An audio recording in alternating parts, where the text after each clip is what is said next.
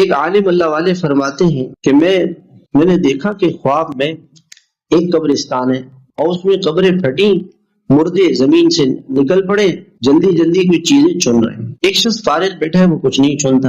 میں نے اس کے پاس جا کے سلام کیا کہ یہ لوگ کیا کر رہے ہیں؟ کہتے ہیں جو لوگ یہاں سے گزرتے ہیں وہ کچھ صدقہ دعا وغیرہ کر کے قبرستان والوں کو بھیجتے ہیں، یہ جا کے اس کو لے رہے ہیں۔ کہ تم کیوں نہیں کرتے؟ تو مجھے ضرورت نہیں ہے، میرا بیٹا فلاں حلوائی کی دکان میں حلوہ بیچتا ہے، وہ روزانہ مجھے ایک قرآن پڑھ کے بخشتا ہے۔ میں نے کہا کہاں ہے؟ کہنا فلاں حلوائی کی دکان پہ۔ کہتے میں صبح اٹھ کے بازار گیا تو دیکھا کہ ایک نوجوان ہے، مٹھائی فروخت کر رہا ہے اور اس کے ہونٹ ہل رہے ہیں۔ میں نے کہا تم کیا کر رہے ہو؟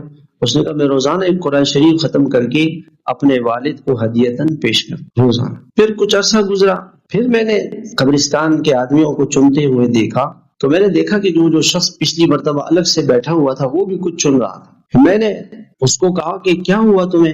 اس نے کہا کہ میرا بیٹا مر گیا ہے۔ کہتے صبح جب میں اٹھ کے بازار گیا تو اس دکان پہ لکھا ہوا تھا کہ وہ حلوائی کا انتقال ہو گیا۔ اس لیے میرے بھائیوں، اپنی اولاد کو نیک بنائے، نیک بنائے، ان کو قرآن پڑھنے والا بنائے، ان کو نماز پڑھنے والا بنائے، ان کو اپنے لیے دعا کرنے والا بنائے۔ ان کے ہاتھ میں تسبیح دے دیں موبائل کے بجائے، بیٹی کو موبائل کے بجائے تسبیح دے دیں۔ آج میں بچوں سے باتیں کر رہا تھا، جو طلباء سے، حدیث میں آتا ہے کہ بری صحبت سے انسان بچے، بری صحبت سے بچے، بری صحبت جہنم لے کے جاتی ہے۔ میں نے بچوں سے پوچھا، میں نے کہا بتاؤ آج کل کے سب سے بڑی بری صحبت کیا ہے؟ فوراً بچوں نے کہا موبائل۔